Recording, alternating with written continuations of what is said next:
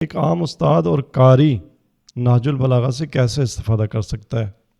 دیکھیں، میں نے عرض کیا قرآن کریم ہو یا نہج البلاغہ ہو، ائمہ طاہرین علیہ السلام کا کلام ہو، اس کی تہ در تہ ہے یہ کلام، اس کی تہیں ہیں اور بطون ہے، بعض روایات میں اسے بطون بتایا گیا ہے۔ تو ائمہ طاہرین کا کلام بھی اسی طرح سے ہے۔ ہم ایک دفعہ ایک عام قاری کی حیثیت سے نہج البلاغہ ضرور پڑھیں، اور وہ بہت کچھ ہمیں دے جائے گا۔ ہم فہم کے جس مرحلے پہ کھڑے ہوں گے اس سے آگے کی، میں مثال کے طور پہ 10 منزلیں نہج البلاغہ ہمیں دے گا۔ اس وقت جو بھی میرا آپ کا علمی بیک گراؤنڈ ہے اس کے ساتھ ہم نہج البلاغہ پڑھیں، یہ پہلا کام ہے، تو ایک راستہ کھل جائے گا۔ دوسرا، نہج البلاغہ کی شروحات ہیں۔ ظاہر ہے ایک دفعہ میں مفتی جعفر علی اللہ مقامہ کی درس بھی مانا کہ ان کے فٹ نوٹس ہیں نہج البلاغہ پہ، تو جب ان کو پڑھتا ہوں تو گویا میں ان کے مفتی جعفر کے درس میں بیٹھا ہوں۔ باقی شروحات ہیں نہج البلاغہ کی، تو اس طرح سے جب ہم علماء کی جو شروحات ہیں، تفاسیر ہیں نہج البلاغہ کی، تو ان کو پڑھتے ہیں تو ہم اور زیادہ عمیق مطالب کی طرف پڑھتے چلے جاتے ہیں۔ لیکن وہ پھر اس میں یہ بھی ہوتا ہے کہ اگر ہمارا مطالعہ نہج البلاغہ ہو، قرآن کریم ہو، کوئی اور متن ہو، تو ہم اگر اپنے مطالعے میں وہ جو دوسری بات حضرت امیر کی تھی، جو دوسرا اصول تھا فکر، اگر ہم فکر سے مسلسل کام لیتے رہیں تو پہلی جو ہمارا گو تھرو ہوگا نہج البلاغہ میں، اس میں جو مطالب ہمیں اخذ ہوں گے، دوسری بار جب ہم پڑھیں گے اور فکر کے ساتھ تو اس سے اگلے مطالب اخذ ہوں گے، تو یوں یہ سلسلہ بڑھتا چل جائے گا۔ طالب علم کبھی فارغ التحصیل نہیں ہوتا۔ ہم فارغ التحصیل ہونے کا کنسپٹ اس نے بربادی کی ہے۔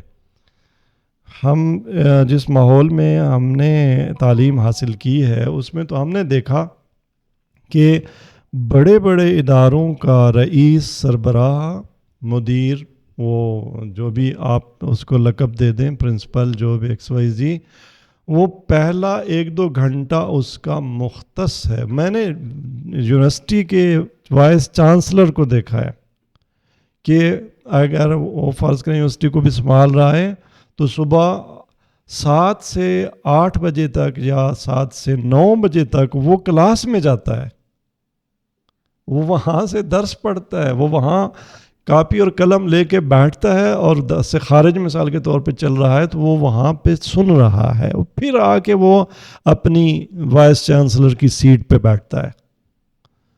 لیکن ہمیں نہیں معلوم، ہم 4 سطریں پڑھ لیتے ہیں اور ہم سمجھتے ہیں ہم بس ہر فن مولا ہو گئے، پھر نہ کبھی ہم نے کتاب اٹھانی ہے، نہ کبھی استاد کے پاس بیٹھنا ہے۔ ہم شرم محسوس کرتے ہیں، جبکہ علمی ماحول ایسا ہوتا ہے۔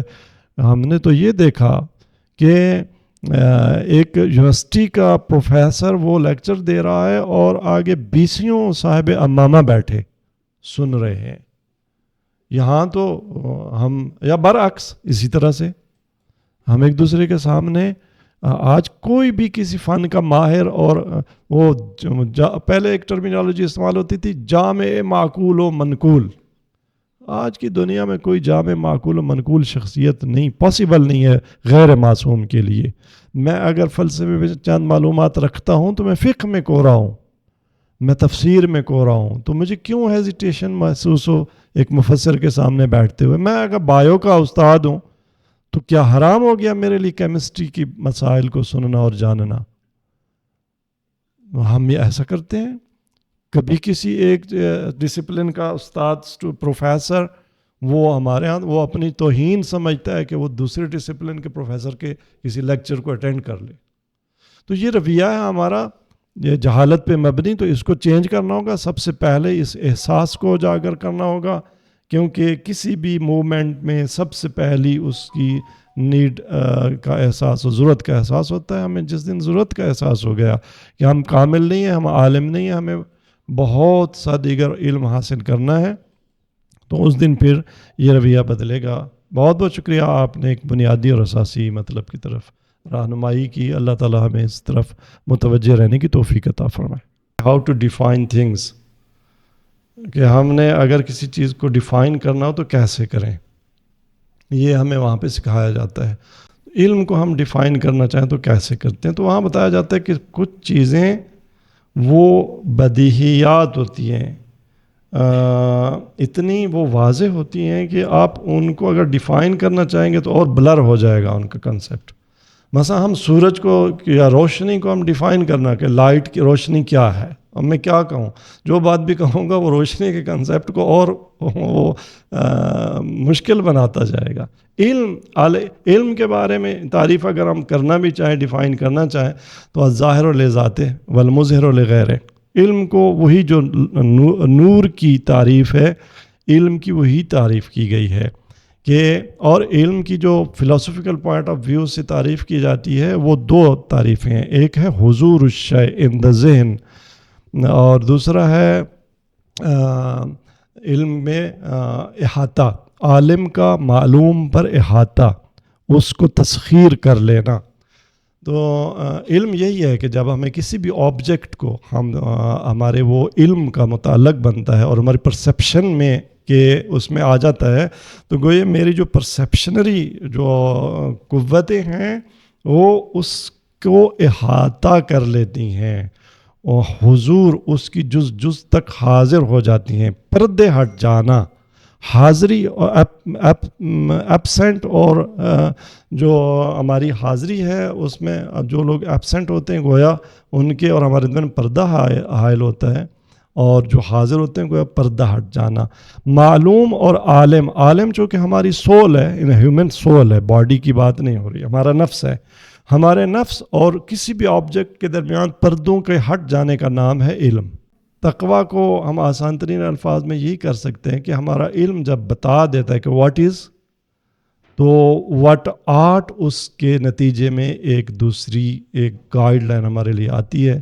اگر میرے سامنے آگ تھی اور علم نے بتا دیا کہ اٹ از ہاٹ، یہ گرم ہے، تو وہاں ایک آرٹ آ جاتی ہے. یوں مجھے وہ کیا کہتی ہے کہ تم اس سے بچو، ہاتھ نہ ڈالو، تم اس سے بچو. تو علم ہمیں جو راستہ بتاتا ہے نا، اس کا نام دوسرا ہے تقویٰ، کہ اب کیا کرنا ہے علم کے متعاقب. اور برعکس یہ ہے کہ چونکہ ان کا دو طرفہ تعلق ہے، مینی ٹائمز ہمارا تقویٰ ہمیں فردر علم اور بصیرت دے دیتا ہے، اس تقوی کے نتیجے میں ہمیں بصیرت حاصل ہو جاتی ہے. بسم اللہ الرحمن الرحیم. اس کے تھوڑا سا میں بھی ایک انالوجی پیش کرتا ہوں اس سلسلے میں، علم اور تقوی جو میرے ذہن میں آ رہی ہے، اور آپ نے تھوڑی وضاحت بھی کر دی ڈاکٹر سنان صاحب نے کہ مثلا علم نور ہے، اور یہ میرا خیال بالکل کلیئر سی بات ہے. اب نور جو ہے وہ علم بحیثیت نور دو طرح کا ہے. ایک تو خود انسان کے اندر سے نکلتا ہے نا، جس کو آپ فطرت کہتے ہیں یا ضمیر کہتے ہیں، یا اللہ تعالیٰ نے جو انسان کے اندر ایسی قوتیں ڈالی ہوئی ہیں جو انسان کو کہ قلب کو نورانی کرتی ہیں. تو ایک وہ نور ہے. ایک علم ایسا ہے جو باہر سے آتا ہے، ایکسٹرنل طریقے سے، جس کے لیے ہم ایفرٹ کرتے ہیں، محنت کرتے ہیں، جدوجہد کرتے ہیں تاکہ اس علم کو ہم حاصل کریں.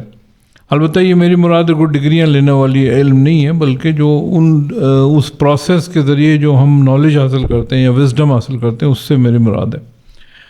تو یقیناً ان دونوں چیزوں میں، خصوصاً دوسرے میں رکاوٹیں ہوتی ہیں. جیسے فرض کرو نور آتا ہے ہمیں عام طور پر ہماری طرف، تو اگر اس کے حال جو انوائرمنٹ ہے وہ آلودہ ہو، بلر ہو، تو وہ نور بھی مدھم پڑ جاتا ہے، اور صحیح طریقے سے آدمی اس نور کو کیچ نہیں کر پاتا. تو اسی طریقے سے جب انسان اپنے ارد گرد اس طرح کا ماحول بنا لیتا ہے کہ جس سے یہ نورانیت اس تک پہنچنے میں رکاوٹ بن جائے، اور یہی تقریباً حال داخلی اندرونی طور پر بھی ہوتا ہے. جو اندرونی علم ہے وہ بھی آلودگیوں کی وجہ سے، داخلی آلودگیوں کی وجہ سے، گناہوں کی وجہ سے آپ کہہ دیں، یا ایسے اعمال کی وجہ سے جو عموماً ایک انسانی سطح کے اعمال نہیں ہوتے، اس کی وجہ سے وہ اس میں کمی آ جاتی ہے. جیسے مثلا حسد کرتا ہے آدمی، غیبت کرتا ہے، مثلا اس طرح کے اور نفرتیں کرتا ہے دوسروں سے. تو یہ ساری چیزیں داخلی علم کو حاصل کرنے میں بھی رکاوٹ بن جاتی ہیں. تو تقویٰ جو ہے وہ اصل میں ان رکاوٹوں کو دور کرنے کا نام ہے، کہ انسان ان رکاوٹوں کو دور کرے، پھر وہ جا کر کہیں اس طرح کے علم کے لیے رستہ ہموار کرتا ہے۔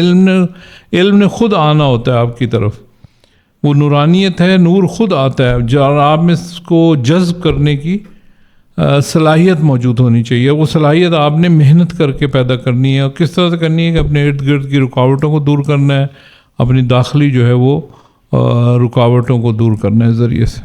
نہج البلاغہ میں قرآنی آیات میں بہت واضح ہے وہ یہ کہ ہم آفاق اور کائنات کے اندر غور کریں، وہ ہم بعض دفعہ نظر انداز کر دیتے ہیں، یا ہمارا ویژن اتنا نہیں ہوتا کہ ہم کائنات کی وسعتوں کو دیکھیں یا آفاق کو دیکھیں۔